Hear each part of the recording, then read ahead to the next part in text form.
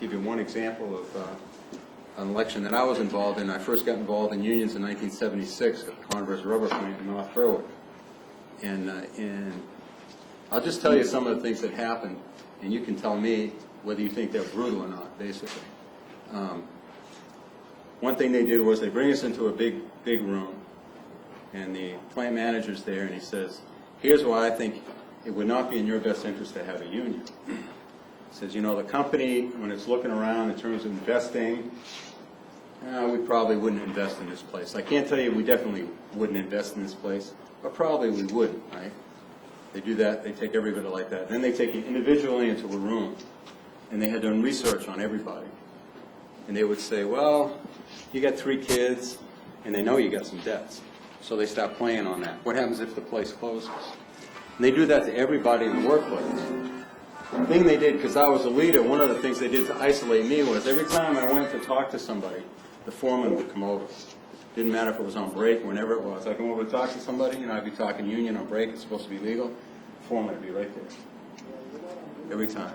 And if he was talking to a group of workers and I walked over, he'd disband them. But the worst thing they did to me was this. There was a guy I was working with, right, who was a Vietnam vet. He had just come out of togas. And the guy was certified with crazy, right? I mean, he was crazy. You know, some people you can look in their eyes and you know you don't want to mess with that guy because he's crazy. This guy was one of those guys, and I was stacking rubber one day. We worked on a crew piecework basis. I was working in the rubber mill. You have these sheets of rubber about this big come out, and you have there's a conveyor, and there's a skid on the conveyor, and you're on your knees and you stack rubber as fast as you can because it's a continuous operation. Service and relief guy comes along with a fork truck, picks it up, takes it away, and slides another skid down, so you never stop working, right? And this guy's crazy, no question about it. There's nothing, you know, I didn't dislike the guy, he's just certified to be crazy. What does he do? He's off in his own world someplace, right? He's always off in his own world.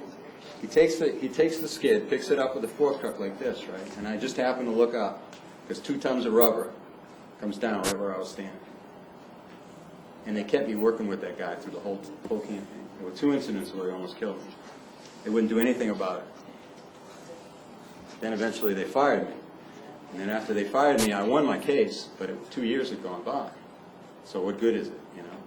And then they settled about the time they moved the plant. Anyways, that's just some idea of what you go through when you go through one of these elections. And so it's not a fair election, it's not a free election. And coming out of the captive audience meeting with the personnel manager, after that I said to him, I said, David, we're walking out side by side, of course. And in the meeting, the plant manager said he wanted to see a free and fair and open election and all that stuff, right?